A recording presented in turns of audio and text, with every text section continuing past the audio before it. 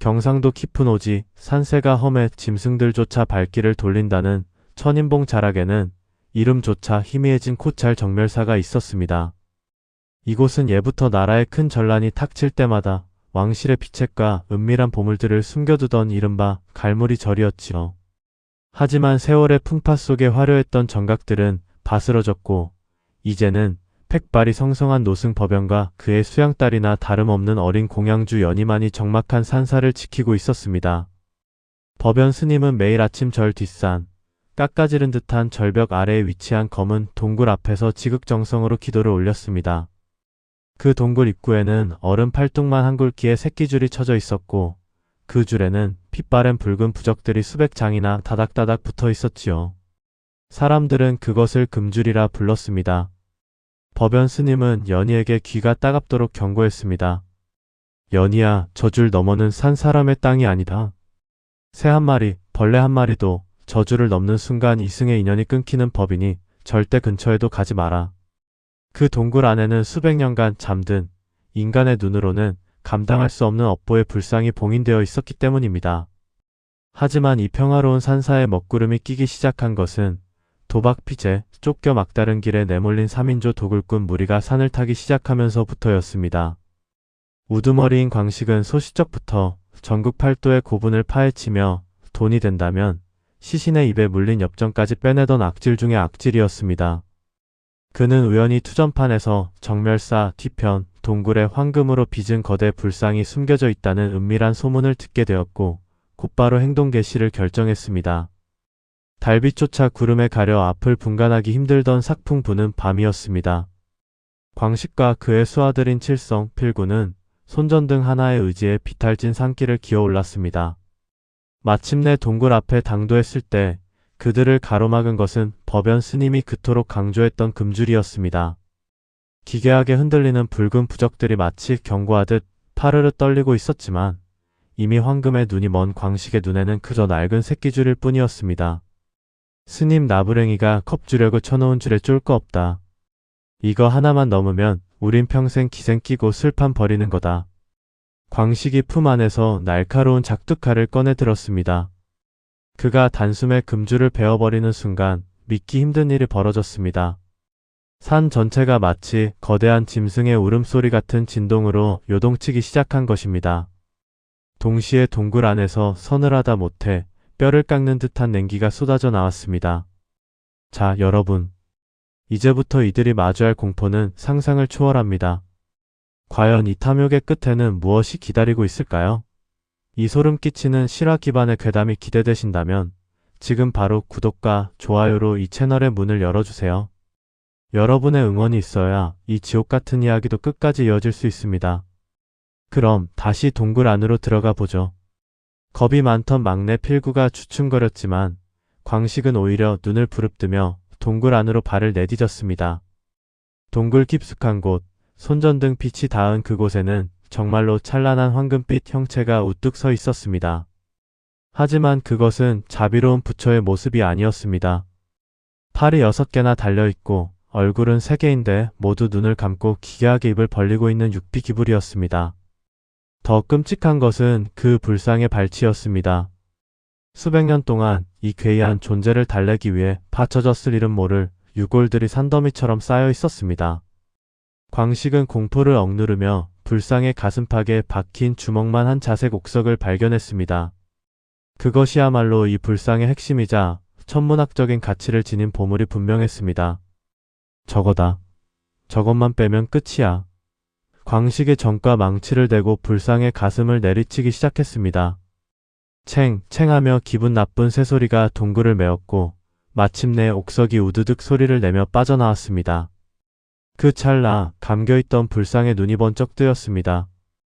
눈동자가 없는 검은 눈구멍에서 시커먼 액체가 분수처럼 뿜어져 나와 광식의 오른팔을 적셨습니다. 옥석을 훔쳐 산을 내려온 3인조에게는 그날 밤부터 상상조차 할 수 없는 지옥이 펼쳐졌습니다. 가장 먼저 죄를 지은 우두머리 광식의 오른팔이 문제였습니다. 불상의 검은 액체가 닿았던 부위가 마치 수처럼 검게 타들어가더니 살점이 썩어 문드러지며 구더기가 들끓기 시작했습니다. 소름 끼치는 것은 고통이 전혀 느껴지지 않는다는 점이었습니다. 그는 멀쩡한 정신으로 자신의 팔이 썩어가는 과정을 지켜봐야 했습니다.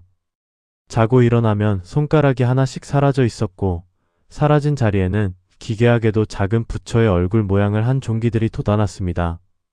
둘째인 칠성에게는 더 가혹한 형벌이 내렸습니다. 그는 밤마다 환청에 시달렸습니다.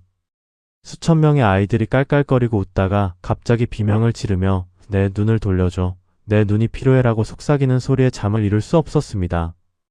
결국 정신이 완전히 붕괴된 칠성은 자신의 두 손가락으로 눈을 찔러 뽑아버리고 말았습니다. 그는 피를 흘리며 이제 됐지? 이제 안 보이지? 라고 실성한 듯 웃어댔습니다. 이 모든 참상을 지켜보던 법연 스님은 정멸사 대웅전에서 피눈물을 흘리며 108배를 올렸습니다. 스님은 이미 알고 있었습니다. 그들이 훔친 것은 보석이 아니라 수백 년간 그 불상 안에 가두어 두었던 이 땅의 모든 부정과 악업의 봉인석이었다는 사실을 말입니다. 이제 봉인이 풀린 육비기불은 굶주린 괴물이 되어 이 산의 모든 생명을 집어삼키려 하고 있었습니다. 법연 스님은 최후의 수단으로 근처 무당들조차 신기가 너무 강해 마주하기를 꺼린다는 전설적인 팍수무당 귀도를 부르기로 결심했습니다. 귀도는 어깨에 낡은 괴나리 보찜 하나를 메고 한 손에는 검은 대나무 지팡이를 짚은 채 산사에 나타났습니다. 그는 절 마당에 들어서자마자 코를 킁킁거리더니 바닥에 침을 뱉었습니다. 썩은 내가 진동을 하는구먼. 산 사람 고기 썩는 냄새와 귀신 곡소리가 뒤섞였어. 귀도의 눈은 이미 이 사태의 전말을 꿰뚫어보고 있었습니다. 그는 법연 스님을 향해 차갑게 말했습니다. 스님, 이건 단순히 귀신이 붙은 게 아닙니다. 저놈들이 건드린 건 이승의 법도가 아니에요. 육신을 제물로 바쳐서라도 그 구멍을 메워야 할 겁니다. 막내 필구는 형들의 비참한 최후를 보며 공포에 질려 귀도 앞에 넙죽 엎드렸습니다. 제발 살려주십시오. 저는 그냥 시키는 대로만 했습니다. 여기 이 옥석을 돌려드릴 테니 제발.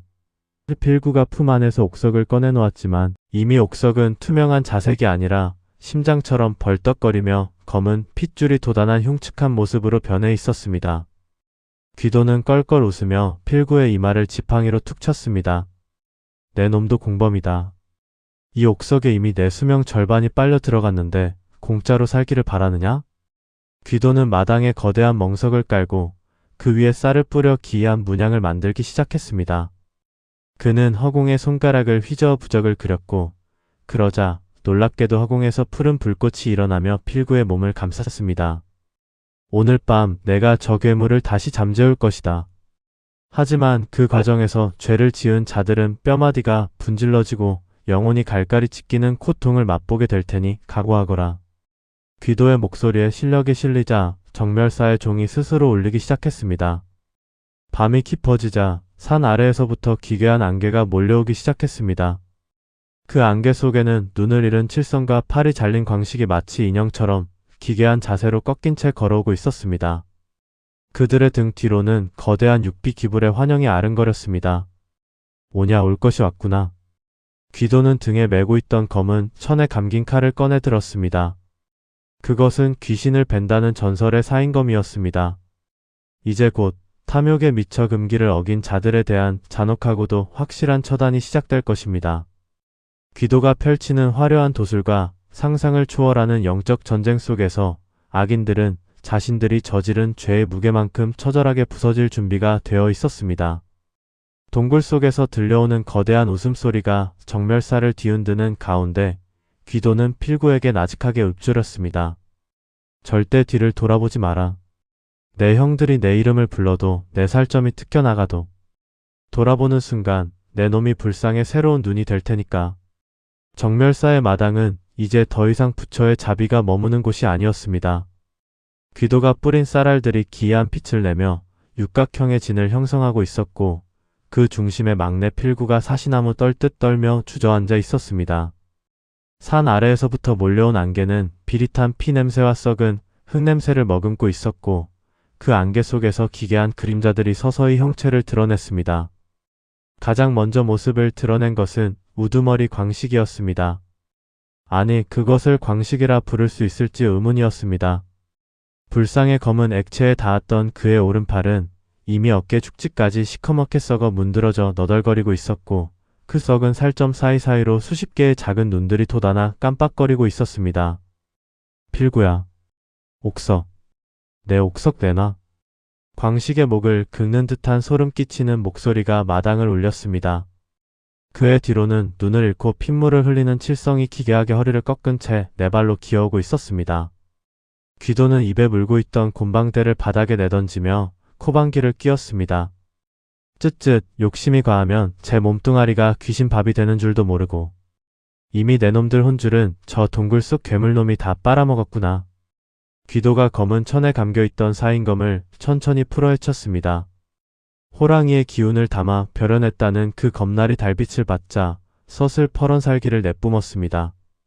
법연 스님은 대웅전 문설주를 잡은 채 떨리는 목소리로 연부를 외웠고 연희는 스님의 장삼 자락 뒤로 숨어 숨을 죽였습니다. 광식의 몸을 빌린 육비 기불의 기운이 필구를 향해 달려들려던 찰나 귀도가 바닥에 박아두었던 깃발들이 일제히 펄럭이며 푸른 불꽃을 내뿜었습니다. 천지신명께 고하노니 이 땅의 금기를 어긴 추잡한 짐승들을 내 손으로 직접 단죄하리라. 귀도가 허공에 사인검을 휘두르자 검 끝에서 뿜어져 나온 형언할 수 없는 기운이 광식의 썩은 팔을 그대로 갈라버렸습니다. 끄악! 광식의 입에서 인간의 것이 아닌 괴성이 터져 나왔습니다. 잘려나간 팔단면에서는 피 대신 검은 연기와 함께 수많은 원혼의 손길들이 튀어나와 허공을 허우적거렸습니다. 이것이 바로 시청자들이 기다리던 사이다 같은 참교육의 서막이었습니다.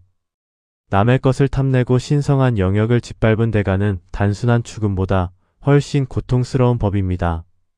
귀도는 자비 없이 다시 한번 검을 휘둘렀습니다. 이번에는 네 발로 기어오던 칠성의 다리를 겨냥했습니다. 내 놈은 남의 눈을 멀게 할 만큼 재물에 눈이 멀었으니 이제 평생 땅바닥을 기어다니며 죄를 씻거라. 귀도의 주문과 함께 칠성의 다리 근육이 마치 실타래 풀리듯 풀어지며 바닥으로 무너져 내렸습니다.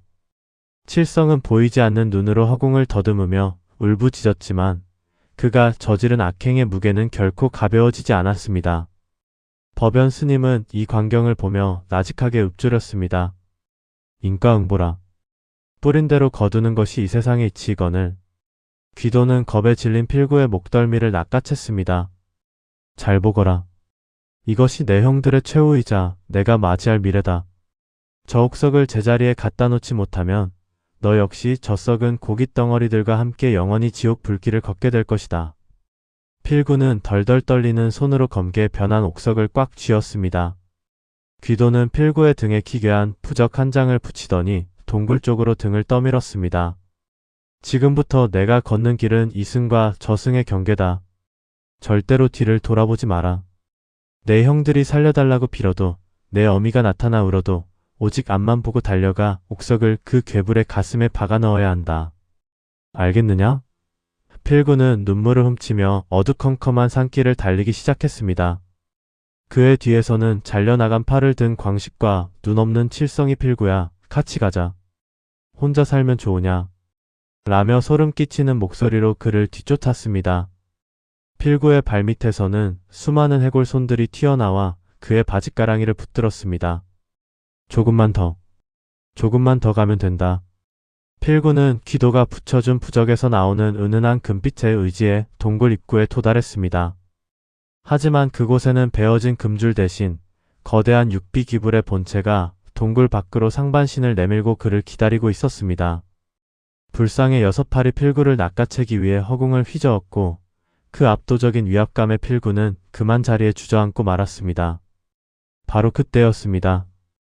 뒤쫓아오던 광식의 육신이 갑자기 팽창하기 시작하더니 그 안에서 검은 촉수들이 튀어나와 필구의 목을 감았습니다. 네, 놈만 살 순 없다. 옥석을 내놔. 광식의 얼굴은 이미 인간의 형상을 잃고 악마처럼 일그러져 있었습니다. 필구의 숨이 막혀가는 찰나 정멸사 마당에서 귀도의 우렁찬 호통이 산 전체를 울렸습니다. 하늘이 준 기회를 저버리는구나. 내 놈들의 탐욕이 끝을 모르는구나. 귀도가 사인검을 바닥에 꽂으며 거대한 결계를 발동시켰습니다. 동굴 주변의 바위들이 일제히 진동하며 빛의 장벽을 만들었고 필구를 억누르던 검은 기운들이 비명을 지르며 타들어가기 시작했습니다. 필구는 필사적으로 손을 뻗어 불상의 가슴 구멍을 향해 옥석을 던지려 했습니다. 하지만 육비 기불의 정중앙에 있던 눈이 서서히 떠지며 필구와 눈이 마주쳤습니다. 그 눈 속에는 필구가 평생 저질러온 크고 작은 죄악들이 파노라마처럼 펼쳐졌습니다. 동네 노인의 쌈짓돈을 훔쳤던 일, 병든 부모를 버리고 도망쳤던 기억들이 그를 괴롭혔습니다. 아, 보지마. 보지 말라고. 필구의 정신이 무너지려는 찰나 육비 기불의 거대한 팔 하나가 필구의 머리 위로 떨어져 내렸습니다. 과연 필구는 옥석을 제자리에 돌려놓고 목숨을 부지할 수 있을까요? 아니면 형들과 마찬가지로 기불의 영원한 노예가 되어 산속을 떠돌게 될까요?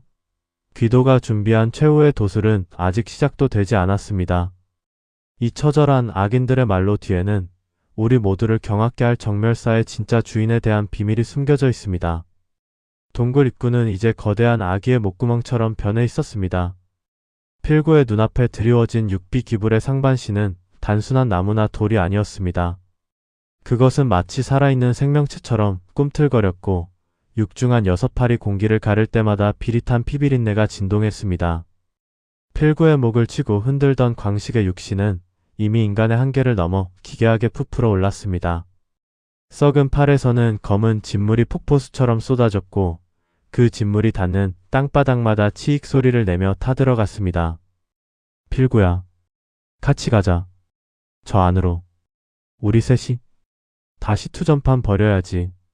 광식의 갈라진 목소리가 필구의 고막을 찢어놓을 듯 파고들었습니다. 필구는 숨이 막혀오는 와중에도 기도의 경고를 떠올렸습니다. 뒤를 돌아보는 순간 내 놈이 불상의 새로운 눈이 될 것이다.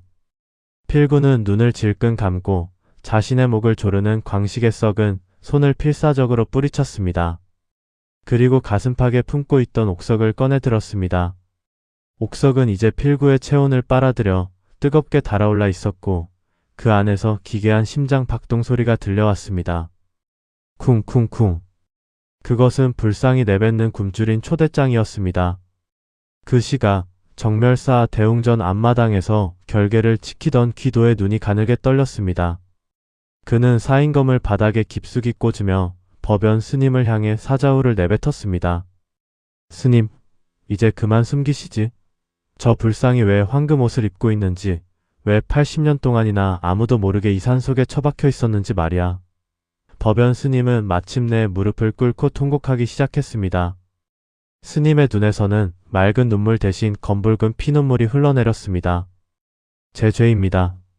모두 제 죄예요. 80년 전 이 산 아래 마을에 역병이 돌 때 마을 사람들은 살기 위해 가장 어린 아이들을 저 동굴에 바쳤습니다. 저 육비기불은 부처가 아니라 마을의 재앙을 대신 짊어지게 한 업보의 항아리였던 것입니다. 법연 스님의 고백은 충격적이었습니다. 정멸사는 보물을 지키는 절이 아니라 인간들의 추악한 이기심이 만들어낸 괴물을 감시하는 감옥이었던 것입니다. 황금 불상의 껍데기 안에는 억울하게 죽어간 아이들의 원혼이 가득 차 있었고 3인조가 훔친 옥석은 그 원혼들이 밖으로 나오지 못하게 막고 있던 마지막 핏장이었습니다. 이 사실이 밝혀지는 순간 유튜브 시청자들은 소름 끼치는 반전을 경험하게 됩니다. 보물을 훔치려던 도둑놈들이 건드린 것은 단순한 금부치가 아니라 인류가 외면해온 거대한 악업의 덩어리였던 것이지요. 이제 사이다 같은 참교육은 도둑놈들을 넘어 그들을 이용해 자신들의 안위를 지키려 했던 과거의 추악한 기억들로 향합니다. 귀도는 껄껄 웃으며 사인검을 허공으로 던졌습니다. 검은 스스로 회전하며 필구가 있는 동굴 쪽으로 빛의 화살처럼 날아갔습니다. 오냐, 그럼 오늘 그 80년 묵은 썩은 고름을 내가 직접 짜주마. 귀도가 손가락으로 복잡한 결인을 맺자 정멸사 마당의 오방기들이 일제히 불타오르며 거대한 화염의 용이 되어 산을 타고 올랐습니다. 이것은 단순한 퇴마가 아니었습니다. 하늘의 기운을 빌려 땅의 부정을 태워버리는 화공의 도술이었습니다. 동굴 입구에서 광식의 괴물 같은 손에 붙잡혀 끌려 들어가던 필구의 머리 위로 귀도의 사인검이 천둥 소리를 내며 내리꽂혔습니다. 번쩍. 하는 섬광과 함께 필구를 결박하던 검은 촉수들이 단숨에 타버렸고 광식의 육신은 비명을 지르며 수천 조각으로 피산했습니다. 자신의 탐욕을 채우기 위해 동료를 배신하고 금기를 짓밟았던 광식은 결국 자신이 그토록 원하던 황금 불상의 발받침 육골로 전락하는 처참한 최후를 맞이했습니다. 지금이다. 박아 넣어라. 귀도의 목소리가 필구의 정신을 번쩍 들게 했습니다. 필구는 온 힘을 다해 옥석을 육비기불에 뚫린 가슴 구멍 속으로 밀어 넣었습니다. 옥석이 제자리에 박히는 순간 동굴 안에서 터져나오던 검은 냉기가 일시에 멈췄습니다. 하지만 상황은 끝난 것이 아니었습니다. 불상의 6팔이 필구의 몸을 부서뜨릴 듯 꽉 껴안았기 때문입니다. 불상은 옥석을 돌려받는 대가로 그 옥석을 가져온 자의 생명을 통행료로 요구하고 있었습니다. 필구의 뼈마디가 으스러지는 소리가 고요한 산사에 울려 퍼졌습니다. 살려주세요. 제발. 필구의 애원이 무색하게도 불상의 가슴에서는 수만 개의 가느다란 실들이 튀어나와 필구의 피부를 뚫고 들어가기 시작했습니다. 이것은 육비기불이 필구를 자신의 새로운 심장으로 삼으려는 과정이었습니다. 도망치려 했던 필구, 형들의 죽음을 방관했던 필구에게 내려진 가장 잔혹한 형벌이었습니다. 바로 그때 눈을 잃고 산을 헤매던 칠성이 기어코 동굴 앞까지 기어왔습니다. 그는 보이지 않는 손으로 허공을 더듬으며 황금, 내 황금 어디 있어? 라고 중얼거렸습니다. 귀도는 그 광경을 차갑게 내려다보며 마지막 주문을 외웠습니다. 탐욕의 눈먼 자는 어둠 속에 갇히고 배신을 일삼은 자는 영원히 벽에 갇히리라. 이것이 너희가 선택한 길의 끝이다. 귀도의 주문과 함께 동굴 입구가 거대한 바위들로 뒤덮이며 봉인되기 시작했습니다. 필구는 불상의 품 안에서, 칠성은 동굴 바닥에서 산채로 매장되는 순간이었습니다. 그들의 비명은 바위 틈새로 스며들어 다시는 밖으로 나오지 못했습니다. 절마당에 남은 법연 스님은 다시 한번 무릎을 꿇고 고개를 숙였습니다. 이제 정멸사에는 다시 평화가 찾아온 듯 보였으나 귀도의 표정은 결코 밝지 않았습니다. 그는 사인검을 거두며 법연 스님에게 나직하게 경고했습니다. 스님, 저 옥석에 다시 빛을 잃는 날, 그땐 이 산 전체가 지옥으로 변할 거요. 저 안에서 굶주린 채 갇힌 새놈의 원혼이 이제 육비기불의 새로운 팔다리가 되었으니 말이오. 귀도는 미련 없이 산을 내려갔고 연희는 멀어지는 그의 뒷모습을 보며 알 수 없는 소름을 느꼈습니다. 80년의 금기는 다시 채워졌지만 그 대가로 정멸사는 3명의 새로운 악기를 품게 된 셈입니다. 정멸사의 비극이 산사태와 실종 사건으로 언론에 짧게 보도된 지 어느덧 1년이 흘렀습니다. 사람들의 기억 속에서 도굴꾼 3인조는 그저 산속에서 길을 잃어 횡사한 범죄자들로 남았고 정멸사는 다시 고요한 침묵에 잠겼습니다. 하지만 그 침묵을 깨뜨린 것은 다름 아닌 현대의 탐욕이었습니다. 구독자 수의 목을 맨 페가 체험 유튜버 고스트헌터 팀이 위험한 산세를 타고 정멸사 입구에 도달한 것입니다. 팀의 리더인 진수는 고가의 야간 투시 카메라를 고쳐 잡으며 실시간 라이브 방송을 켰습니다. 여러분, 이곳이 바로 1년 전 도굴꾼들이 흔적도 없이 사라졌다는 그 저주받은 절, 정멸사입니다. 오늘 저희가 그 동굴의 실체를 낱낱이 파헤쳐 보겠습니다. 채팅창은 순식간에 수천 개의 댓글로 도배되었고 시청자들의 후원금이 쏟아지기 시작했습니다. 진수의 곁에는 연기 지망생인 미나와 겁 많은 촬영 담당 동준이 서 있었습니다. 그들은 법연 스님이 정성스레 다시 쳐놓은 새 금줄 앞에 섰습니다. 스님, 여긴 아무도 없는데요? 완전히 패가네. 미나가 비웃으며 발길질을 하자 대웅전 문설주에 걸려있던 낡은 풍경이 쨍그랑 소리를 내며 바닥으로 떨어졌습니다. 그 순간 절마당을 지키던 노승 법연이 나타났습니다. 1년 전보다 훨씬 수척해진 모습의 법연은 지팡이를 짚고 그들 앞을 가로막았습니다. 돌아가거라. 이곳은 너희 같은 자들이 발을 들릴 곳이 아니다. 저 안에는 잠들지 못한 업보가 살아 숨쉬고 있어. 진수는 법연의 경고를 오히려 좋은 방송 소스로 여겼습니다. 어르신, 저희가 다 허가받고 온. 아니, 그냥 구경만 하고 갈게요. 걱정 마세요. 진수는 법연을 밀쳐내고 동굴 쪽으로 향했습니다. 동굴 입구는 1년 전보다 더 촘촘한 금줄과 붉은 부적들로 봉인되어 있었습니다. 하지만 카메라 렌즈 너머로 보이는 것은 찬란한 황금빛이었습니다. 세상에 진짜 황금 불상이 있나봐요. 여러분 보이시죠? 진수가 주저없이 가위를 꺼내 금줄을 자르려던 찰나 맑은 하늘에서 마른 벼락이 쳤습니다. 쿼강! 소리와 함께 금줄에 붙어있던 부적들이 일제히 검게 타 들어가기 시작했습니다. 법연 스님은 바닥에 주저앉아 통곡했습니다. 기어코. 기어코 지옥의 문을 여는구나. 금줄이 끊기는 순간 동굴 안에서 들려온 것은 1년 전 실종된 광식의 목소리였습니다. 어서와. 심심해 죽는 줄 알았어. 동굴 안으로 발을 들인 유튜버 일행을 맞이한 것은 상상을 초월하는 공포였습니다. 1년 전 불상의 심장이 되어 매몰되었던 필구, 눈을 잃었던 칠성, 사지가 찢겼던 광식은 더 이상 인간이 아니었습니다. 그들은 육비귀불의 6팔을 하나씩 나눠 가진 기괴한 형상의 귀사자로 변해 있었습니다. 가장 먼저 앞장섰던 미나의 발목을 낚아챈 것은 바닥에서 튀어나온 썩은 살점이 붙은 칠성의 손이었습니다. 내 눈. 예쁜 눈을 가졌네.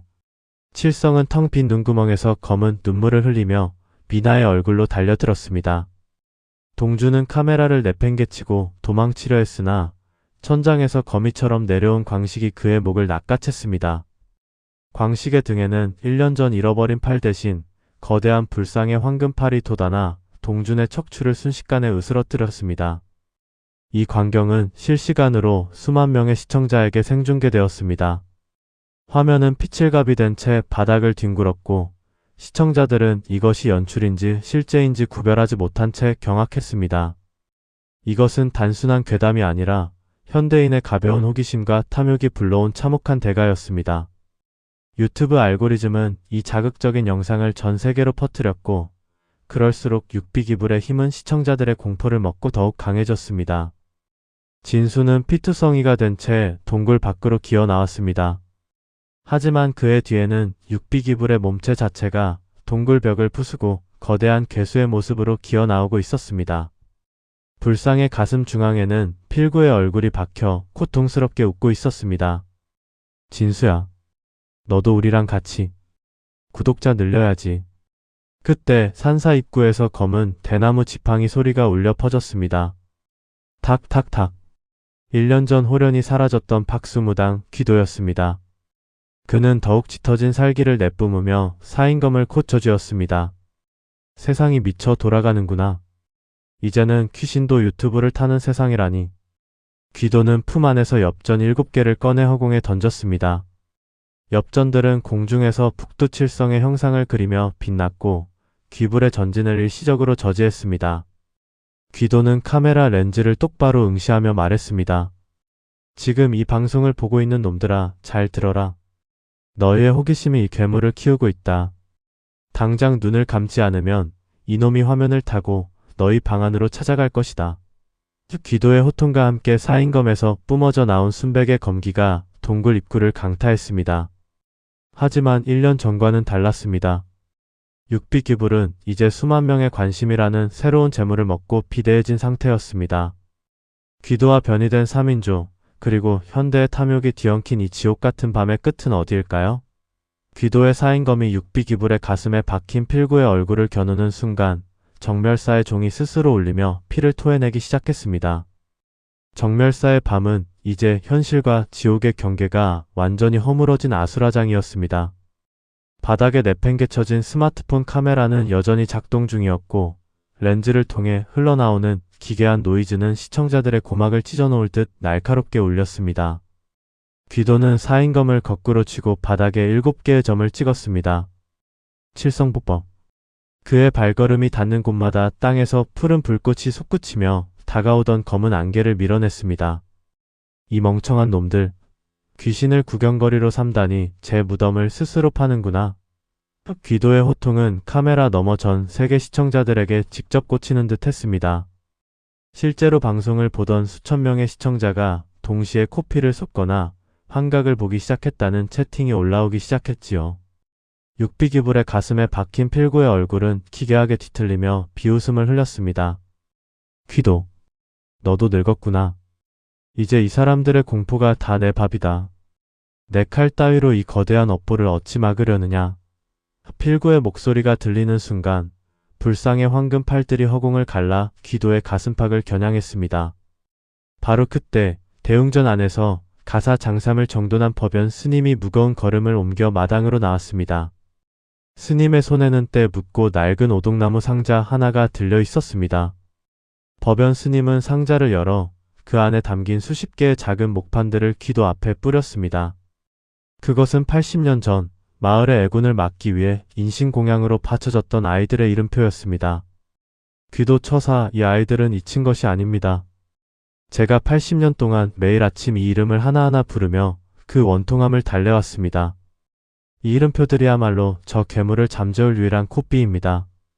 법연 스님의 외침과 동시에 귀도는 사인검의 끝을 자기 손바닥에 그었습니다.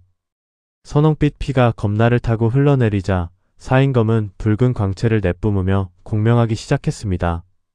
귀도는 흩어진 이름표 중 하나를 낚아채 허공에 던졌습니다. 순이야, 철수야. 너희를 이용한 어른들의 죄는 내가 이 사인검으로 베어버릴 테니 이제 그만 저 추악한 껍데기에서 벗어나거라. 귀도가 주문을 외우자 이름표에서 맑은 빛의 연기가 피어오르며 육비기불의 몸체를 감싸 안았습니다. 그러자 놀라운 광경이 펼쳐졌습니다. 불상의 황금색 피부가 허물처럼 벗겨지며 그 안에서 고통받던 아이들의 영혼이 나비떼처럼 날아오르기 시작한 것입니다. 이것은 단순한 퇴마가 아니었습니다. 억눌렸던 진실이 밝혀지며 악의 근원을 정화하는 장엄한 도술의 정수였습니다. 아이들의 영혼이 빠져나가자 육비기불의 거대한 몸체는 급격히 썩어 들어갔습니다. 그리고 그 껍데기를 지탱하고 있던 3인조의 실체가 드러났습니다. 광식과 칠성, 필구는 이제 거대한 괴물의 부속품이 아니라 자신들이 저지른 죄의 무게에 짓눌린 추한 인간의 형상으로 돌아왔습니다. 하지만 그들에게 자비란 없었습니다. 아이들의 영혼이 떠난 빈자리는 이제 그들이 저지른 탐욕의 불길로 채워졌기 때문입니다. 뜨거워. 몸이 타들어가.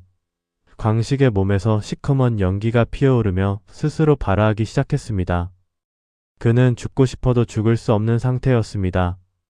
귀도의 도술에 의해 그의 영혼은 육신에 단단히 묶여 살이 타는 고통을 영원히 반복해서 느껴야 하는 형벌에 처해진 것입니다.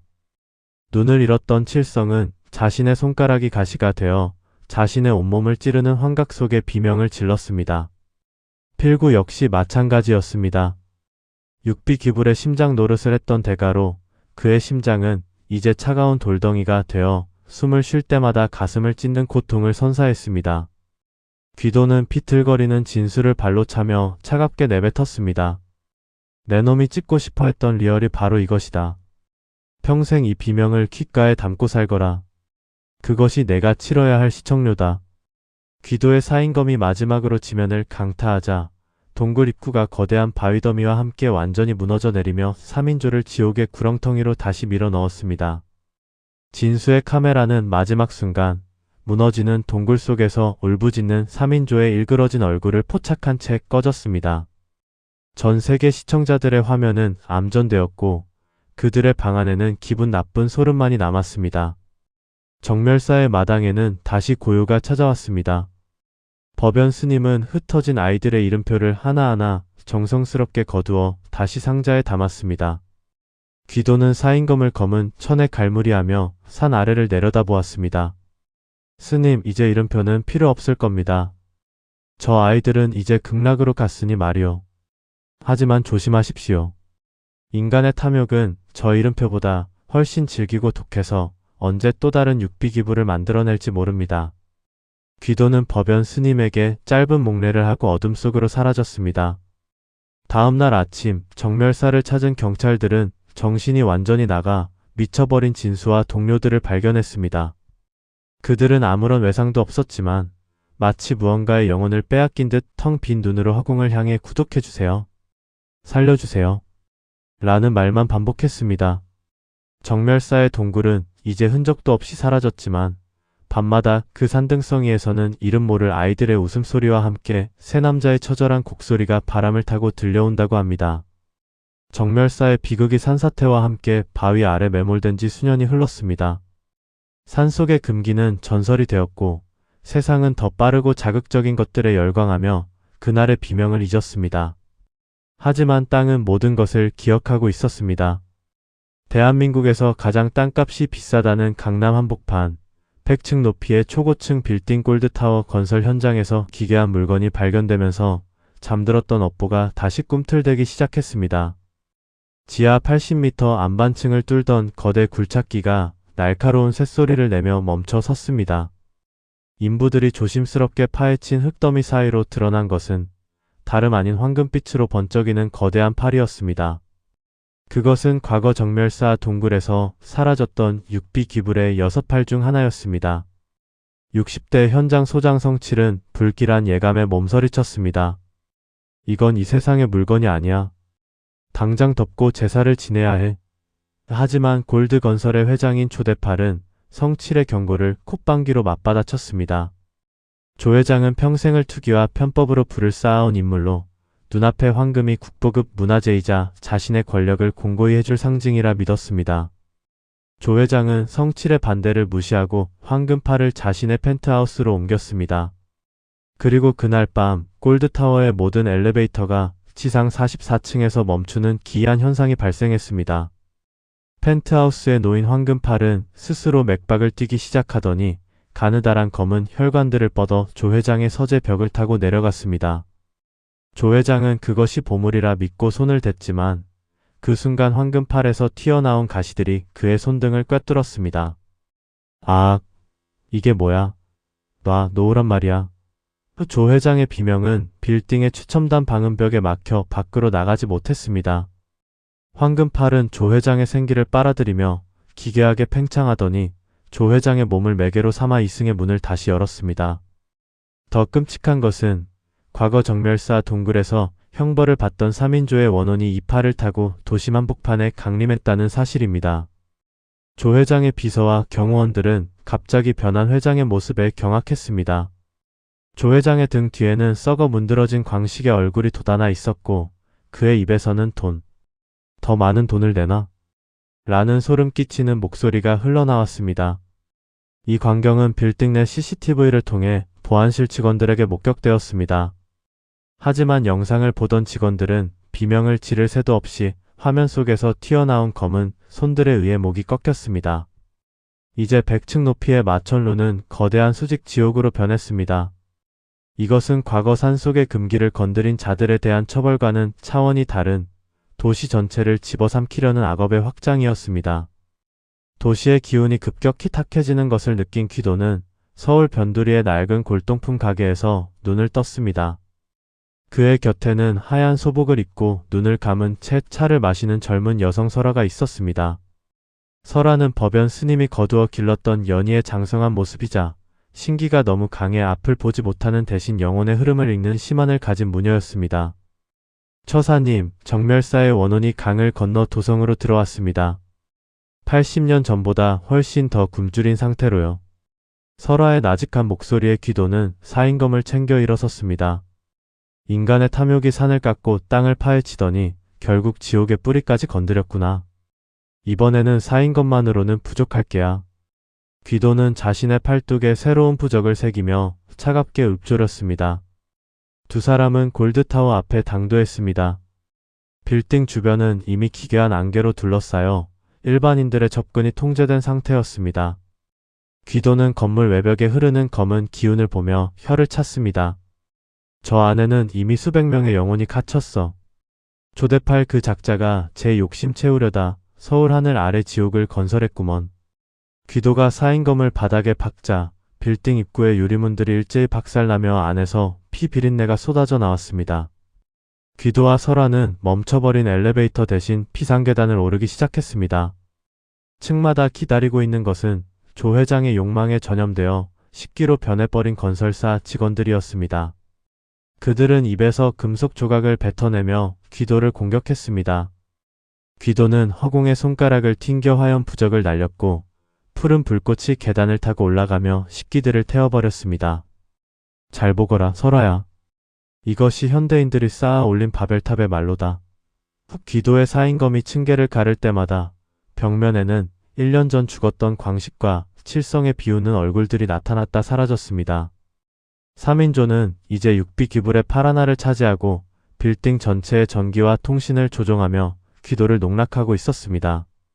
44층 연회장에 도착했을 때 그들 앞을 가로막은 것은 거대한 황금팔을 휘두르는 조 회장의 껍데기였습니다.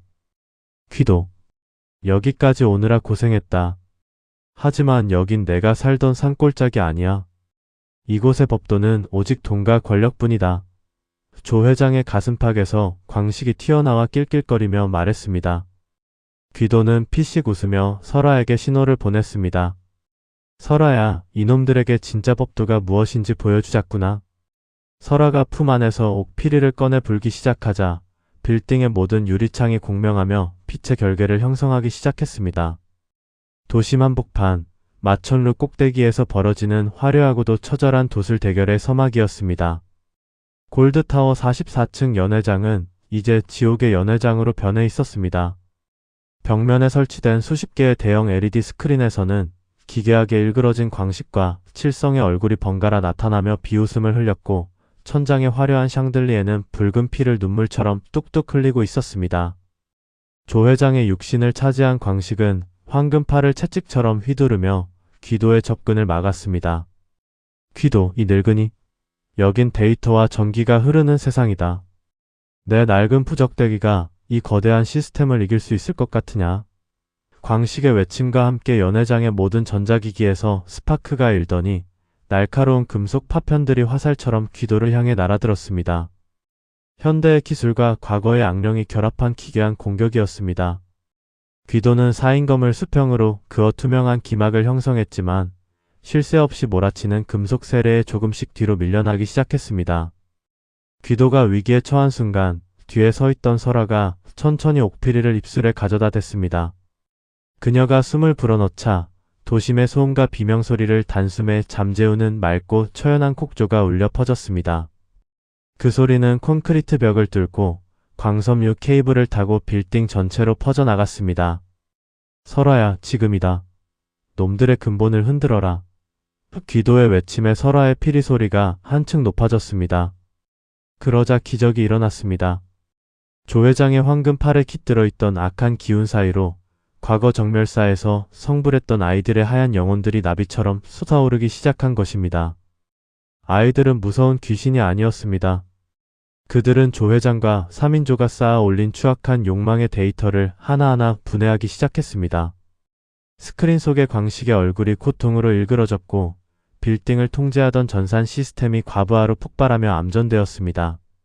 이것이야말로 시청자들이 전율하는 도술의 정수였습니다. 첨단 기술로 무장한 악기를 가장 순수한 영혼의 소리로 무력화시키는 카타르시스였지요. 설아의 눈은 여전히 감겨 있었지만 그녀의 심화는 이미 광식의 영혼이 조 회장의 심장 깊숙이 박혀있는 것을 꿰뚫어보고 있었습니다. 이제 내 놈들의 무대는 끝났다. 귀도가 사인검을 허공에 던졌습니다. 검은 스스로 회전하며 황금팔의 관절 마디마디를 정확히 타격했습니다. 광식은 조 회장의 입을 빌려 비명을 질렀습니다. 안 돼. 내 황금, 내 권력, 이걸 어떻게 모았는데. 조 회장의 탐욕과 광식의 악업이 뒤엉킨 황금팔은 이제 주인을 보호하는 무기가 아니라 주인을 올가매는 쇠사슬이 되었습니다. 황금팔에서 뻗어나온 가시들이 오히려 조 회장의 심장을 파고들었고 광식의 원호는 그 고통을 고스란히 공유하며 타들어갔습니다. 남의 피눈물을 짜내어 올린 탑은 결국 제 몸을 찌르는 칼날이 되는 법이지. 귀도는 조 회장의 이마에 멸악불을 붙였습니다. 그 순간 조 회장의 몸 안에서 검은 연기가 폭포수처럼 쏟아져 나오며 광식과 칠성의 혼령이 억지로 분리되었습니다. 그들은 이제 형체도 없는 검은 덩어리가 되어 바닥을 굴렀습니다. 귀도는 사인검을 내리꽂으며 주문을 완성했습니다. 돈에 미쳐 사람을 죽이고 권력에 미쳐 하늘을 속인 자들아. 너희는 이제 이 빌딩의 기초석 아래 갇혀 영원히 무거운 콘크리트의 무게를 견디며 통곡하거라. 귀도의 발구름 한 번에 연회장 바닥이 갈라지며 거대한 시면이 드러났고 비명을 지르는 3인조와 조 회장의 혼령은 그 어둠 속으로 추락했습니다. 광식과 조 회장이 사라지자 빌딩을 감싸고 있던 기괴한 안개가 걷히고 아침 해가 떠오르기 시작했습니다. 하지만 지상으로 내려온 기도와 설아의 표정은 여전히 무거웠습니다. 조대팔 회장은 현장에서 심장마비로 발견되었고 그의 회사는 하루아침에 공중분해되었습니다.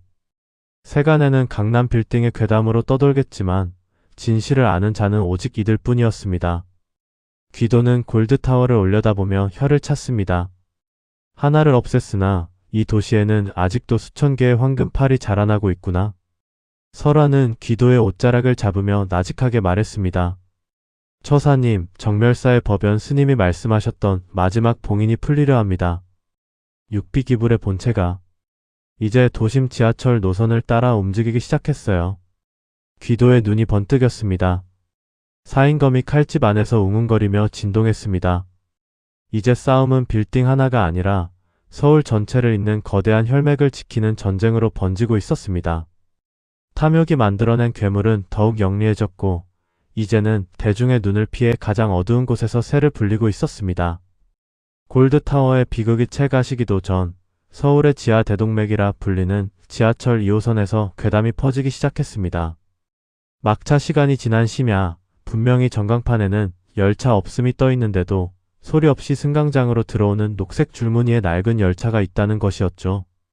그 열차에 올라탄 취객들과 밤샘 근무자들은 다음날 아침 노선의 정반대편 선로 위에서 넋이 나간 채 발견되거나 아예 흔적도 없이 증발해버렸습니다.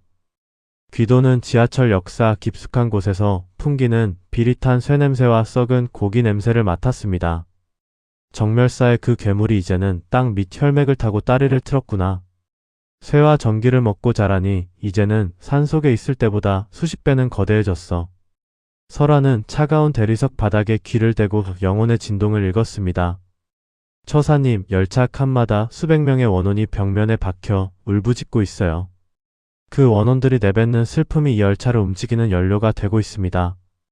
두 사람은 신도림역 외진 승강장에서 문제의 유령 열차를 기다렸습니다. 이윽고 터널 저 멀리서 전조등도 켜지 않은 채 기괴하게 덜컹거리는 쇠소리를 내며 열차 한 대가 미끄러지듯 들어왔습니다.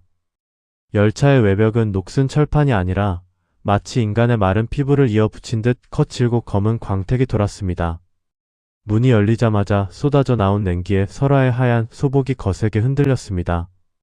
귀도와 설아가 열차 안으로 발을 들이자마자 문이 쾅 닫히며 열차는 폭주하듯 속력을 내기 시작했습니다.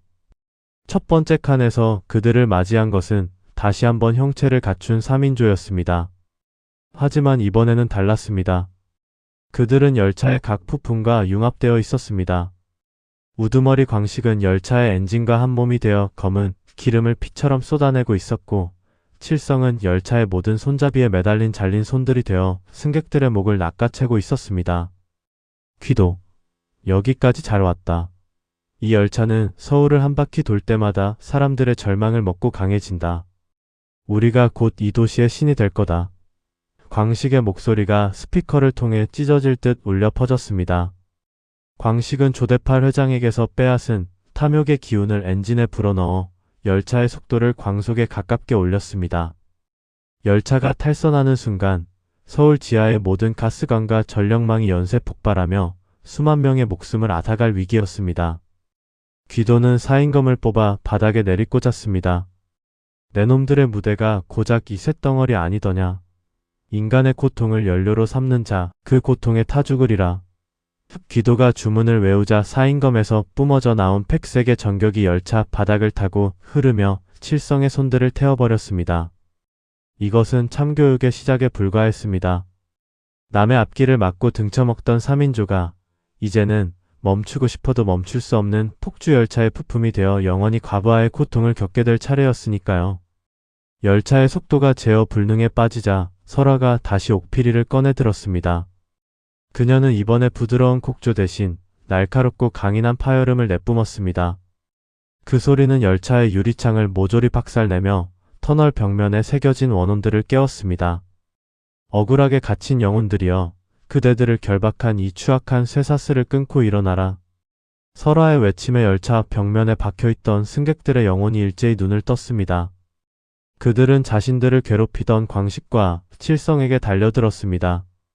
광식의 엔진실은 원원들의 손길에 의해 차갑게 식어갔고, 칠성은 자신이 만들었던 수천 개의 손에 대래 붙잡혀 열차 박선로 위로 끌려 나갔습니다. 칠성의 비명이 터널 전체에 메아리 쳤으나 귀도는 눈 하나 깜짝하지 않았습니다. 죄를 지었으면 그 죄값이 내 몸을 갈갈이 찢는 것을 달게 받아야지. 이제 남은 것은 열차 맨 앞칸, 육비기불의 본체와 연결된 필구였습니다. 필구는 열차의 조종석에 박혀 기괴하게 웃으며 최후의 발악을 했습니다. 같이 죽자. 서울 시민들 전부 지옥으로 데려가 주마. 필구가 조종관을 부수자 열차는 마지막 가속을 시작하며 앞선 열차의 후미를 들이받으려 했습니다. 하늘의 도리는 굽지 않고 땅의 이치는 어긋나지 않는다. 귀도가 사인검을 양손으로 높게 치켜들었습니다. 그의 등 뒤로 거대한 호랑이의 형상이 금빛으로 일렁였습니다. 이것이 사인검의 진정한 힘, 진명개방이었습니다. 귀도가 검을 휘두르자 거대한 빛의 칼날이 열차를 가로로 양분하며 지나갔습니다. 순간 시간이 멈춘 듯 고요해졌습니다. 폭주하던 열차는 형체도 없이 분해되어 빛의 가루로 흩어졌고 그 안에 갇혀있던 무고한 영혼들은 설아의 인도를 받아 하늘로 승천했습니다. 하지만 3인조는 달랐습니다. 그들은 빛의 칼날에 베인 상처가 영혼까지 스며들어 영원히 낫지 않는 불길 속에서 타오르며 지하철 터널 깊숙한 틈새로 빨려 들어갔습니다. 귀도는 텅 빈 선로 위에 서서 가쁘게 숨을 몰아쉬었습니다. 사인검의 빛이 서서히 사그라졌지만 터널 끝 어둠 속에서는 여전히 육비기불의 거대한 심장 박동 소리가 들려오고 있었습니다. 아직 본체는 살아있어. 놈은 이제 서울의 중심 경복궁 지하로 향하고 있다. 설아는 지팡이를 짚으며 북쪽을 바라보았습니다. 그곳은 이 나라의 기맥이 모이는 곳. 놈이 그곳의 전기를 마시면 이 땅엔 더 이상 사람이 살 수 없게 될 거예요. 귀도와 설아는 어둠 속으로 다시 발을 내디뎠습니다. 이제 마지막 결전의 장소, 조선의 심장부로 향하는 길만이 남았습니다. 지하철 2호선을 타고 도심을 휘젓던 육비기불의 기운은 이제 서울의 심장, 경복궁 근정전 지하 깊숙한 곳으로 스며들었습니다. 그곳은 조선 건국 당시 무학대사가 짐에게 기운을 다스리기 위해 조성했다는 비밀 통로, 이른바 용의 길이었습니다. 평소라면 강력한 왕실의 가피로 봉인되어 있었겠지만 현대인들의 끊임없는 탐욕과 무관심이 봉인석에 균열을 냈고 그 틈을 타 육비기불이 거대한 뿌리를 내린 것입니다. 귀도와 설아는 광화문의 닫힌 문을 통과해 근정전 뒤편 아무도 모르는 바닥 타일 하나를 사인검 끝으로 눌렀습니다. 우두둑 소리와 함께 석판이 갈라지며 지하로 이어지는 가파른 계단이 드러났습니다. 계단 아래에서는 이승의 공기라고는 믿기 힘든 뜨겁고도 끈적한 열기가 올라오고 있었습니다. 귀도는 사인검에 자신의 피를 한 방울 떨어뜨려 검신을 붉게 물들였습니다. 설아야, 정신 똑바로 차려라. 여기서부터는 조상들의 원혼과 이 땅의 신령들이 뒤엉킨 곳이다. 한 발만 잘못 디뎌도 영혼이 지워질 게야. 지하 광장에 당도했을 때 두 사람의 앞을 가로막은 것은 더 이상 인간의 형체라곤 찾아볼 수 없는 3인조의 최종 형태였습니다. 광식, 칠성, 필구는 이제 육비기불의 본체와 완전히 융합되어 거대한 불상의 팔다리 역할을 하는 괴기스러운 살점 덩어리들이 되어 있었습니다. 광식의 얼굴은 불상의 배꼽 부위에 박혀 탐욕스럽게 짐에게 전기를 빨아들이고 있었고 칠성은 수천 개의 눈이 되어 천장에 매달려 귀도의 움직임을 감시했습니다. 필구는 불상의 혀가 되어 기괴한 주문을 읊조리며 귀도의 정신을 어지럽혔습니다. 귀도, 늦었다. 이제 이 땅의 기운은 다 우리 것이다. 우리가 곧 조선의 왕이고 이 땅의 신이다. 3인조의 목소리가 지하 광장을 뒤흔들며 낙석을 만들어냈습니다. 그들은 자신들이 저지른 죄악을 반성하기는커녕 오히려 거대한 악의 일부가 된 것에 희열을 느끼고 있었습니다. 이것이야말로 참교육이 필요한 최악의 상태였지요. 귀도는 사인검을 바닥에 박으며 대지를 울리는 호통을 내뱉었습니다. 왕실의 기운을 탐하는 미천한 쥐새끼들 같으니 너희가 삼킨 전기가 곧 너희를 태울 불길이 될 것이다. 사투가 벌어지려는 찰나 설아가 옥피리를 바닥에 던지며 무릎을 꿇었습니다. 그녀의 심 안에 비친 육비기불의 진짜 정체가 드러났기 때문입니다. 처사님, 멈추세요. 저 불상은 단순히 원혼들이 모인 게 아니에요. 80년 전 일제가 이 땅의 구군을 끊기 위해 조선의 마지막 무당들과 아이들의 피를 섞어 인위적으로 만든 저주의 쐐기였습니다. 법연 스님이 숨겼던 진짜 비밀은 이것이었습니다. 정멸사는 보물을 지키는 곳이 아니라 일제가 박아넣은 독침을 뽑아내지 못한 채 겨우 가둬두고 있던 치욕의 감옥이었던 것입니다.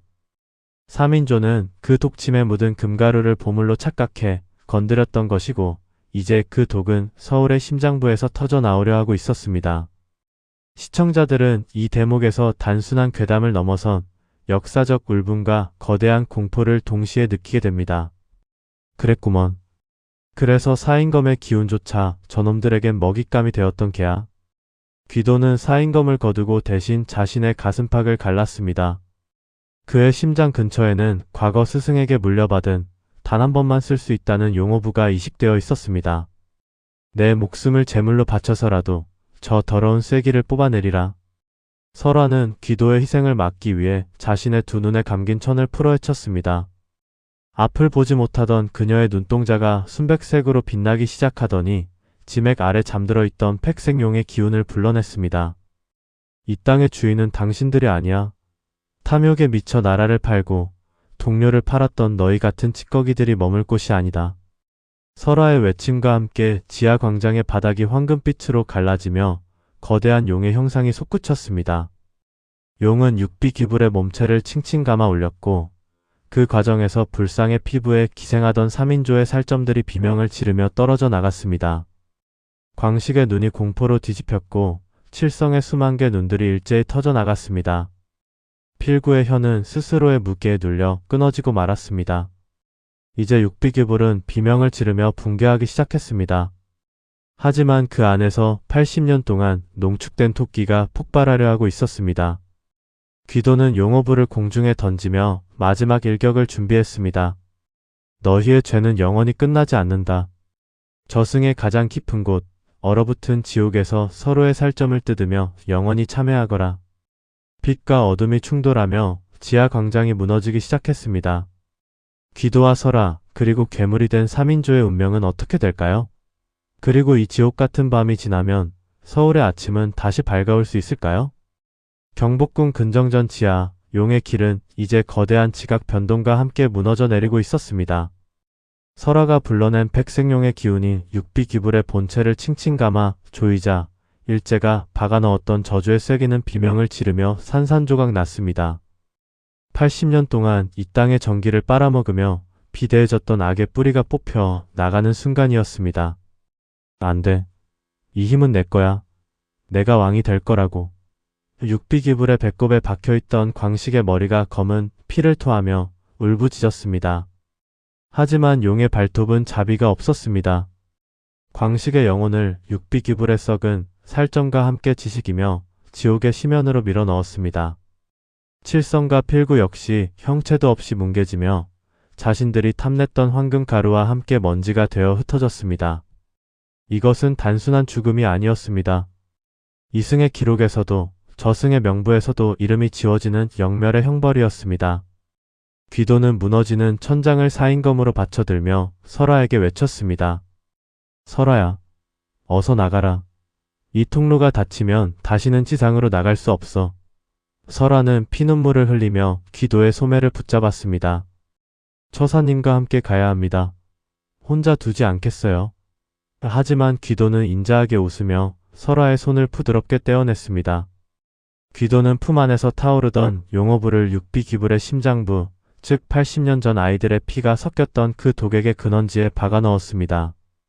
내 평생 귀신을 뵈며 살아온 업보 여기서 다 씻고 가련다. 이 땅의 독은 내가 다 안고 갈 테니 너는 저 위로 올라가 맑은 공기를 마시며 살아라. 귀도의 몸에서 황금빛 호랑이의 기운이 폭발하듯 뿜어져 나왔습니다. 그 빛은 지하 궁전의 모든 어둠을 태워버렸고 설화를 지상으로 밀어올리는 거대한 기류가 되었습니다. 한편 육비기불과 함께 지옥의 틈새로 떨어진 3인조 광식, 칠성, 필구에게는 끝나지 않는 사이다 참교육이 기다리고 있었습니다.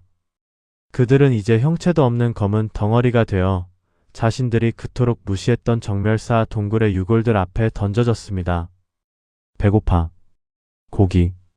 황금. 칠성이 허공을 더듬었지만 그의 손에 잡히는 것은 뜨겁게 달궈진 구리 조각뿐이었습니다. 그들이 평생 탐냈던 황금은 이제 지옥의 용암이 되어 그들의 목구멍으로 쏟아졌고, 남을 속여 빼앗았던 재물들은 날카로운 칼날이 되어 그들의 온몸을 영원히 도려냈습니다. 죽고 싶어도 죽을 수 없고, 미치고 싶어도 정신이 말짱한 채로 영겁의 고통을 겪어야 하는 진정한 인과응보의 완성된 모습이었습니다. 조대팔 회장 역시 그들 옆에서 자신이 세웠던 빌딩의 콘크리트 가루를 평생 씹어먹는 형벌에 처해졌습니다. 다음날 아침 경복궁은 평소와 다름없이 고요했습니다. 간밤의 진동을 느낀 시민들은 가벼운 지진이라 생각하며 바쁜 일상으로 돌아갔습니다. 근정전 앞마당에는 앞을 보지 못하던 무녀 설아가 홀로 서 있었습니다. 그녀의 눈가에는 옅은 흉터가 남았지만 이제 그녀는 심한이 아닌 육안으로 세상의 빛을 볼 수 있게 되었습니다.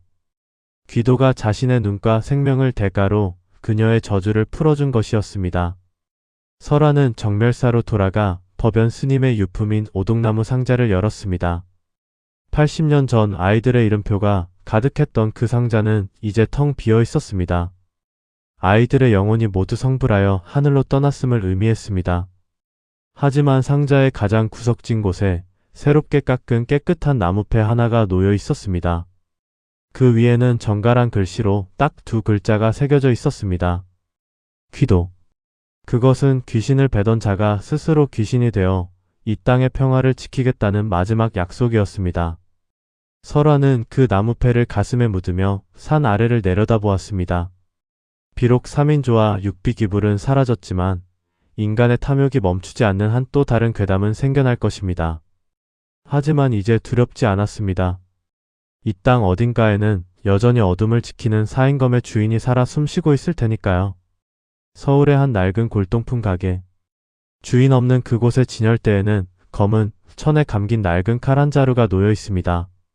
비가 내리는 밤이면 그 칼은 스스로 웅웅거리며 진동하고, 가게 밖에서는 딸랑거리는 방울소리와 함께 곤방대를 문 노인의 헛기침 소리가 들려온다고 합니다.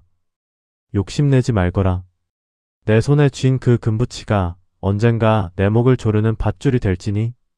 오늘 이야기는 여기까지입니다. 탐욕의 끝에 선 3인조의 비참한 말로, 그리고 우리 곁을 지키는 귀도의 전설. 여러분은 어떤 생각이 드셨나요?